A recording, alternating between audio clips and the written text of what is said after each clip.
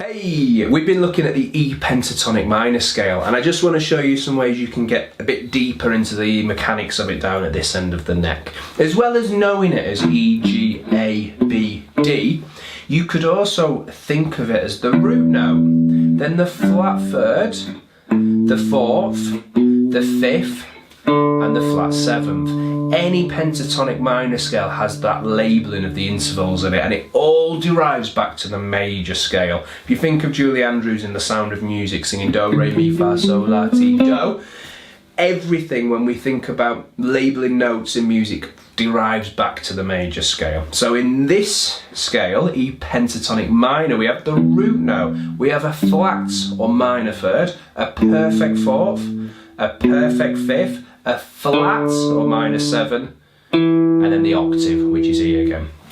Now, you could play up it and try and teach yourself that the pattern, as well as looping E, G, A, B, D, E, G, A, B, D, E, also loops round root, flat third, fourth, fifth, flat seven, root, flat third, fourth, fifth, flat seven, octave or root again, yeah? You could also practice it using some other guitaristic techniques. So you may have encountered hammer-ons. You could, where there's a pair of notes on each string, pick the first one with a down pick and hammer onto the second note. So I'm using the tip of my second finger once I've struck the open E to hammer onto the 3. Give that a little go.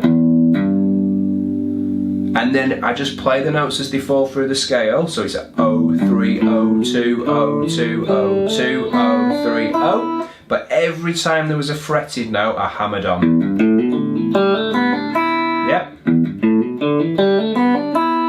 I could do it in reverse. Maybe I'll start on the 3rd fret of the high E.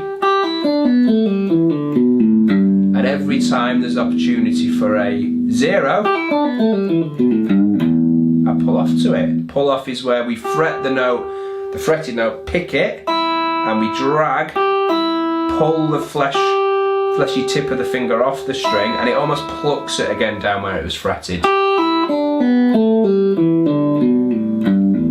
If pull-offs and hammer-ons are new to you, go back to one of my other videos where we look at those devices. But if you've done a little bit on it, it's a great way to practice two things at the same time. You're practicing your scale, but you're also practicing your hammer-ons and your pull-offs. You could maybe slide into notes.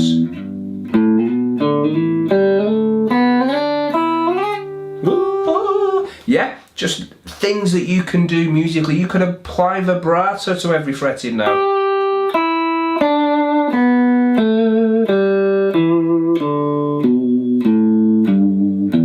Get used to those things we can do musically. You could practice the scale by string skipping.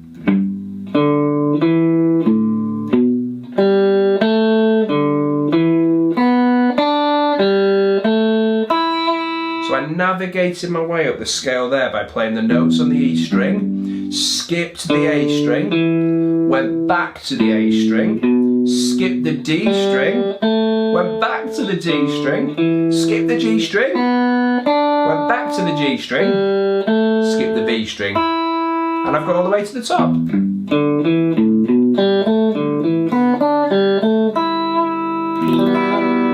Nice one. Cool. We could play it in certain groupings rhythmically. So this is a really common device, kind of way of practicing scales and arpeggios used on all instruments, and vocalists do this. So we're going to play it in groups of 3. I'll play it first and then you'll see what I mean. So we're going to go.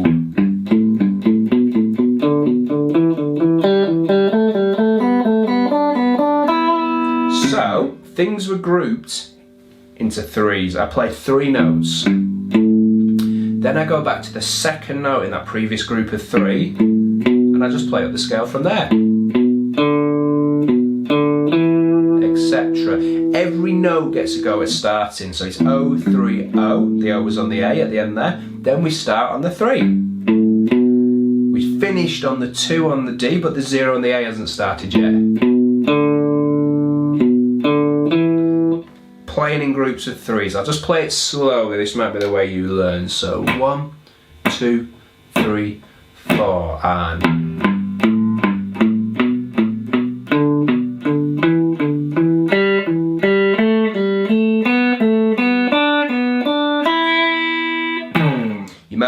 watch that back a couple of times, you'll hear the orally, like sonically, the effect that gives.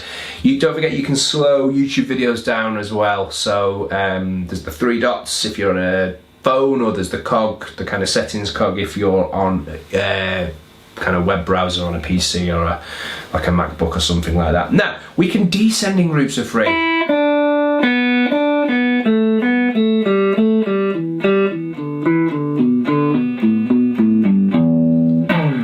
Exactly the same principle. Play down 3 notes, then the second group of 3 starts on what was the middle note. Then we start on what was the middle note, etc. Cool. So we had string skipping, we had hammer-ons, we had pull-offs, we had sliding between some of the notes, putting vibrato on, ascending and descending in groups of 3s.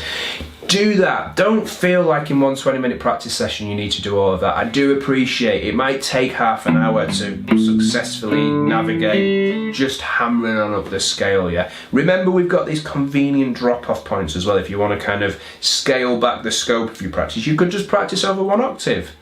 E to E, E, G, A, B, D, E. So you could do. So I played in a sequence of 3 just from E to E. That way it releases the pressure and the burden of having to go across 2 octaves. And then you could just do hammer-ons up 1 octave. That little fragment, if you think of Sweet Home Alabama, what is it?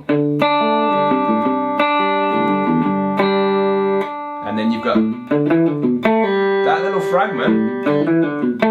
All of those notes are coming from our E Pentatonic Minor. If you think of back in time, AC/DC, what is it? We've got that.